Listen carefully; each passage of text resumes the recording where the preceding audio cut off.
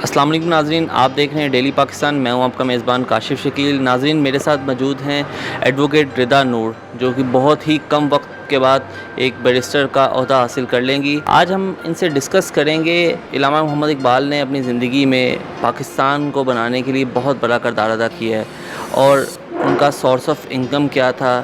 Acting lawyer تھے، اور بہت ہی ایسے بہت زیادہ کیس ہیں جن میں وہ کامیابی انہوں نے حاصل کی ہے، اور ان کیسز کے بارے میں ہم ڈسکس کریں گے مس رضا نور سے. چند ایسے کیسز ہوں گے جن میں انہوں نے کامیابی حاصل کی، وہ بھی کیس ڈسکس کریں گے جن میں ان کو ناکامی ملی. وہ کن وجوہات پہ ملی وہ بھی آپ سے ڈسکس کریں گے. میں بلا تمہید رضا کی طرف جاتا ہوں. علامہ اقبال نام تو بہت بڑا ہے، شاعر مشرق ہے علامہ اقبال رحمۃ اللہ علیہ، یہ بولا جاتا ہے. ان کا سورس آف انکم ہے وکالت میں انہوں نے کن پیچیدگیوں کا سامنا کرنا پڑا، کیا ان کا زندگی کا شروعات کہاں سے ہوئی، تھوڑا سا ہمارے ناظرین کو بریفلی بتائیے گا. سب سے پہلے میں آپ کو بتاتی چلوں کہ sir doctor barrister Muhammad Allama Iqbal, جن کے پاس ڈگریز کا امبار ہے، جنہوں نے بی اے، ایم اے، پھر M a philosophy, M a Arabic, پھر ان کو میونچ یونیورسٹی سے پی ایچ ڈی کی، اور اس کے بعد کافی زیادہ آنری ڈگریز ان کی ڈیتھ کے بعد بھی ان کو بہت زیادہ یونیورسٹیز دیتی رہیں.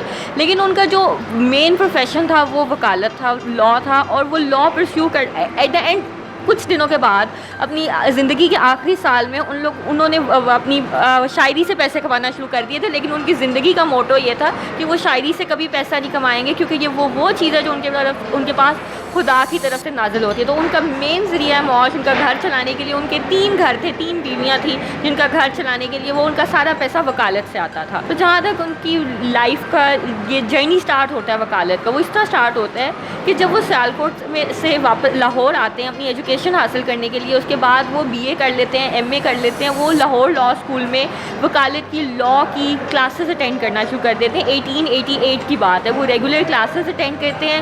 دسمبر 1898 میں وہ ایگزام میں اپیئر ہوتے ہیں، لاء کے ایگزام میں. لیکن ہوتا اس طرح ہے کہ ایک ایگزام جو آج کل کے زمانے میں جورسپروڈنس کہلاتا ہے، اس وقت کے زمانے میں اسلامک فقہ کہلاتا تھا، اس میں وہ فیل ہو جاتے ہیں، جس کی وجہ سے ان کو وکالت پرسیو کرنے وکالت کے کریئر میں ان کا اسٹاپ آ جاتا ہے. پنجاب چیف کورٹ میں لیٹر لکھتے ہیں کہ ان کو اجازت دی جائے کہ وہ دوبارہ ری اپیئر ہو سکیں. جون 1889 میں وہ لیٹر لکھتے ہیں کہ ان کو دسمبر 1889 کے ایگزامز میں اپیئر ہونے کی اجازت دی جائے. یہاں پہ میں آپ کو بات کرتا ہوں، جہاں تک میری ناقص معلومات ہے کہ علامہ اقبال تو اس بات کی بہت مخالفت کرتے ہیں کہ بیرون ملک باہر نہیں جانا، یہاں پہ بیٹھ کے ہی اپنے ملک میں ہی رہ کے پڑھائی کرنی ہے. رائٹ اور رانگ؟ جی بالکل، آپ کی بات ٹھیک ہے. علامہ اقبال انگریزوں کی تعلیمات اور رسومات کے بہت زیادہ خلاف تھے، لیکن ان کی یہ مخالفت کو ٹھیک کرنے کے لیے اور ان کے اس ویوز کو ماڈریٹ کرنے کے لیے ایک شخصیت جس کا بہت بڑا کردار ہے علامہ اقبال کی شخصیت کو نکھارنے میں، ان کا نام ہے سر تھامس ارنولڈ. جب وہ فلاسفی پڑھتے تھے جی سی میں، علامہ اقبال کے وہ پروفیسر تھے، تو انہوں نے علامہ اقبال کو کنونس کیا تھا کہ آپ انگریزوں کے مخالف ہو سکتے ہیں لیکن آپ ان کی تعلیم جو ان کی اچھی چیزیں ہیں، ان کو آپ ان کی پازیٹیو اسپیکٹ ہے ان کو اگنور مت کریں. اور ان کو پرسویٹ کر لیا تھا کہ آپ باہر تعلیم حاصل کریں، جس کی وجہ سے علامہ اقبال 1905 میں باہر تعلیم حاصل کرنے چلے گئے تھے اور ٹرینٹی کالج لنڈن میں پڑھتے تھے، پھر کیمبرج میں، اور پھر اس کے بعد 1906 میں انہوں نے لنکنز ان میں ایڈمیشن لے لیا اور وہ انرولڈ ہو گئے لنکنز ان میں. علامہ اقبال صاحب نے جب ڈگری حاصل کر لی تو پریکٹس پاکستان میں آ کے کی یا وہیں بیرون ملک کی تھی؟ نہیں، علامہ اقبال اپنی ڈگری حاصل کرنے کے بعد اپنی پی ایچ ڈی کی یونیورسٹی کی ڈگری پی ایچ ڈی کی جرمنی سے ڈگری حاصل کرنے کے بعد سیدھا واپس پاکستان آتے ہیں اور لاہور میں اپنی پریکٹس سٹارٹ کرتے ہیں. میں سب سے پہلے ان کے کیس کے بارے میں ڈسکس کرنا چاہتا ہوں کہ سب سے پہلے انہوں نے ایز اے لائر کون سا کیس لڑا تھا، کیا آپ اس کے بارے میں بتائیں گی؟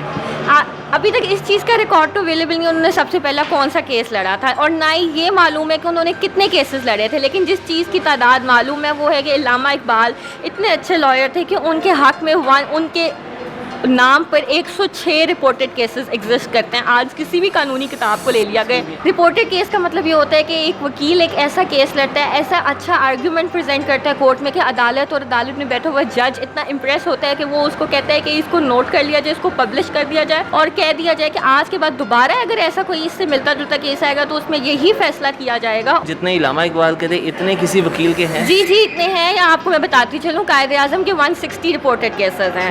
لیکن یہی اس وقت کے زمانے میں رپورٹڈ کیسز اور آج کل کے زمانے میں رپورٹڈ کیسز میں زمین اور آسمان کا فرق ہے. ان کے کسی ایک رپورٹر کیس کے بارے میں آپ ہمیں بتائیں گے؟ جی میں آج آپ کو ان کے پہلے رپورٹڈ کیس کے بارے میں بتاتی ہوں. یہ وہ رپورٹڈ کیس ہے جس کا فیصلہ 2 مارچ 1909 میں آتا ہے، اور اس کے فیکٹس کچھ اس طرح ہے کہ ایک شخص ہوتا ہے، وہ فوت ہو جاتا ہے، اور جو اس کی بیوی کا پہلا بیٹا ہوتا ہے اس کے نام پہ کچھ جائیداد ہوتی ہے. وہ کہتا ہے کہ جو وہ شخص تھا وہ یہ جائیداد مجھے دے گیا، مجھے گفٹ دے گیا ہے. تو وہ گفٹ تو ٹھیک تھا، اس میں لیگلی لا کے حساب سے ساری کی ساری جو ہوتی ہے کمپلائنس وغیرہ اور لا کے حساب سے جو فارمیلٹی تھی وہ پوری تھی. لیکن سوال یہ تھا کیا ایک شخص جس کے بچے نہیں ہیں اپنے باقی وارثان کی اجازت کے بغیر کسی کو اپنی پراپرٹی دے کے جا سکتا ہے یا نہیں؟ اگر جا سکتا ہے تو اس کو دی جا سکتی تھی. اگر ایسا پاسبل نہیں ہے، یہاں پہ جو دوسری سائڈ پہ وارثان کی سائڈ پہ وکیل تھے وہ علامہ اقبال تھے، ڈاکٹر بیرسٹر محمد علامہ اقبال تھے. اس وقت ان کو سر کا ٹائٹل نہیں ملا ہوا تھا.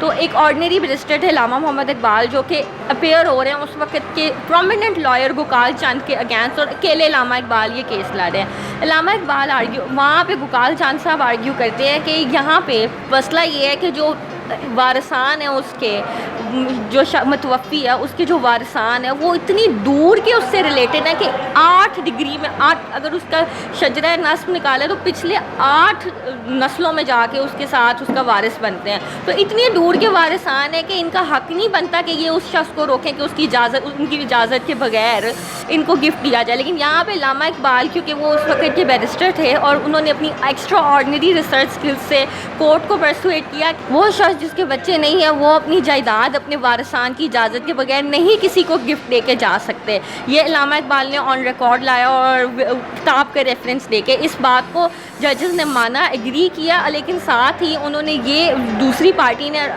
سوال اٹھایا کہ یہ بہت دور کی بات ہے کہ 8ویں نسل سے آپ پوچھیں کہ آپ کی جائیداد ایلین. علامہ اقبال نے پھر فائلوں میں سے ایویڈنس نکالا اور ایک ایسا مضبوط آرگیومنٹ اسٹیم کرایا جو کہ بندہ دیکھتا ہے تو حیران رہ جاتا ہے کہ اتنا خوبصورت آرگیومنٹ آتا کہاں سے. یہ انہوں نے اپنے مائنڈ سے آرگومنٹ بنا کے سارا عدالت کو کنونس کیا. جی بالکل، کیا بات، کنونس ہو بھی گئی، پھر ان کے حق میں فیصلہ. جی بالکل. یہ وہ فرسٹ رپورٹ کارڈ کیس تھا جو انہوں نے رپورٹر کیس جو انہوں نے ون کیا تھا.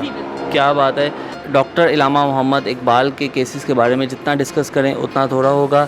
کس طرح انہوں نے انصاف اور حق کے لیے لڑائی کی اور فتح حاصل کی. ہم آپ کو ان کے 106 رپورٹ کارڈ کیسز کے بارے میں بتائیں گے. اسی پہ ہم ان کے ایک شعر کے ساتھ اختتام کریں گے. دل میں خدا کا ہونا لازم ہے اقبال، سجدوں میں پڑے رہنے سے جنت نہیں ملتی. اللہ حافظ الناصر.